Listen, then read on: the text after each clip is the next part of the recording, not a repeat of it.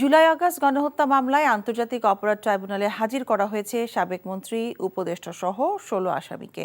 তাদের উপস্থিতিতে মামলা শুনানি চলছে।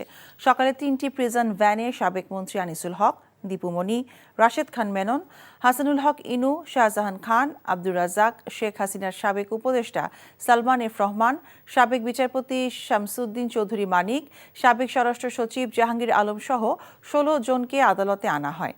ছাত্র জনতার গণঅভ্যুত্থানের সময় হত্যা, গণহত্যা সহ মানবতাবিরোধী বিভিন্ন অপরাধের হুকুম দেয়া এবং সরাসরি জড়িত থাকার অভিযোগে তাদের বিরুদ্ধে মামলা হয়েছে। তদন্ত প্রতিবেদন দাখিলের জন্য ১৯শে নভেম্বর ১ মাস সময় বাড়ানো হয়েছিল।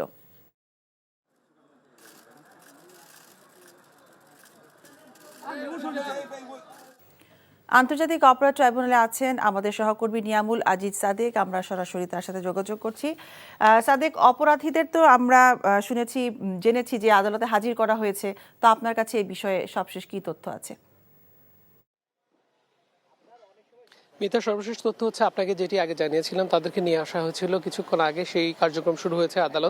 আদালতের প্রধান যিনি এখানে নেতৃত্ব দেন, চেয়ারম্যান বিচারপতি গোলাম মুর্তজা, তার নেতৃত্বে ৩ সদস্যের যে ট্রাইব্যুনাল বেঞ্চ, সেই ট্রাইব্যুনাল বেঞ্চের কার্যক্রমের শুরুতে আমরা যেটা দেখেছি সেটি হচ্ছে যে তদন্ত প্রতিবেদন দাখিলের কথা বলা হচ্ছিল। তদন্ত প্রতিবেদনটি আসলে হচ্ছে তদন্ত কমিশন এখন পর্যন্ত তদন্ত করছে। এর আগে 2 মাস সময় চেয়েছিল, তাদেরকে 1 মাস দেওয়া হয়েছে।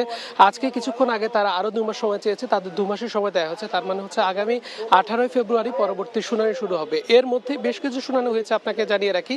তার মধ্যে হচ্ছে সাবেক প্রধানমন্ত্রী শেখ হাসিনা, যার বিরুদ্ধে নানা ধরনের অভিযোগ উঠেছে, তার মধ্যে প্রধানতম অভিযোগ আজকে সরাসরি শুনানিতে বলা হচ্ছিল যে শেখ হাসিনাকে যখন গুমের বিভিন্ন বিষয়ে বলা হচ্ছিল, সেক্ষেত্রে তিনি নিরাপত্তা তার উপদেষ্টা ছিলেন জামিল আহমেদ, তার ব্যাপারেও কথা হয়েছে। তাদের যে কথোপকথনগুলো উঠে এসেছিল, বিশেষ করে নির্মমভাবে যে নির্যাতন করা হচ্ছিল বিভিন্ন জায়গায়, বিভিন্ন টর্চার সেলে, সেখানে অনেককে মৃত্যুবরণ করতে হয়েছিল বলে চিফ প্রসিকিউটর তিনি আদালতের সামনে উপস্থিত করেছেন এবং তিনি বলেছেন এই ধরনের তদন্তে বেশ কিছু চাঞ্চল্যকর তথ্য উঠে এসেছে। বিশেষ করে তদন্ত কমিশনের যে রিপোর্টটি পেশ করা হয়েছিল প্রধান উপদেষ্টার কাছে, তারই কিছুটা অংশ তিনি এখানে আদালতের সামনে উপস্থাপন করেছেন। আদালত বলেছে যে জায়গায় তদন্তের ঘাটতি আছে, ঘাটতি বলতে যে জায়গায় এখন পর্যন্ত সম্পূর্ণ তদন্ত শেষ হয়নি, সেই তদন্তগুলো সর্বশেষ করার পরে তাকে আগামী 18 ফেব্রুয়ারি পরিপূর্ণ তদন্তের মাধ্যমে আদালতের সামনে পেশ করতে হবে।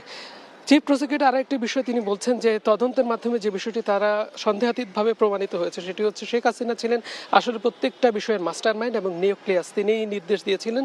তিনি বিভিন্নভাবে বিভিন্ন জায়গায় আয়নাঘর থেকে শুরু করে গুম কমিশন যে কথাটি বলেছে, তাদের বিভিন্ন জায়গায় গুমের যে চিত্র, ভয়াবহ চিত্র, তার বাইরে যে র্যাব হেডকোয়ার্টার সহ বিভিন্ন জায়গায় তাদেরকে যে নির্যাতন করা হচ্ছে, এই বিষয়গুলো তুলে আনা হয়েছে আসলে। আর দ্বিতীয় মামলাটি এখন চলছে, যেখানে 45 জনের বিরুদ্ধে শুনানি হচ্ছে। জানছিলাম আন্তর্জাতিক অপরাধ ট্রাইব্যুনাল থেকে সেখানকার সবশেষ খবর। ভালোবাসার প্রথম শর্ত বিশ্বাস, যেটা আমার প্রতি কখনোই তোমার ছিল না। আমি তোমাকে বিয়ে করতে চেয়েছিলাম। চেয়েছিলে আমার ইচ্ছেগুলোকে গলা টিপে হত্যা করার পর। নিলয়ের হঠাৎ এমন চেঞ্জ আমার ভালো লাগছে না। তোমার নিলয়কে নিয়ে টেনশন করতে হবে না। আমি ভুল মানুষকে ভালোবেসেছি। আপনি ডাক্তার? জি। কিসের ডাক্তার আপনি? মেডিসিন, গাইনি, অর্থোপেডিক নাকি সাইকোলজিস্ট?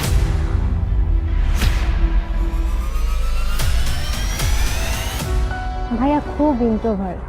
ভাইয়াকে নেশার জগৎ থেকে ফিরিয়ে আনতে হবে। আমার মনে হয় কি তোমার রেগুলার অফিসে বসা উচিত। সব তোকে সামলাতে হবে। এরকম কেস না দিন দিন বেড়েই চলেছে। আপনি কি আমার উপর রেগে আছেন? পৃথিবীতে কারো উপরে আমার তেমন কোনো রাগ নেই। নিলয় যেন কোনো রকম সিন ক্রিয়েট না করে। আপনি কি সব ভুলে থাকতে পেরেছেন? প্রেম এবং ভালোবাসা খুব পবিত্র, সস্তা কোনো কিছু না। আমি তোমাকে হারাতে চাইনি Preeti. Love is not enough in the world.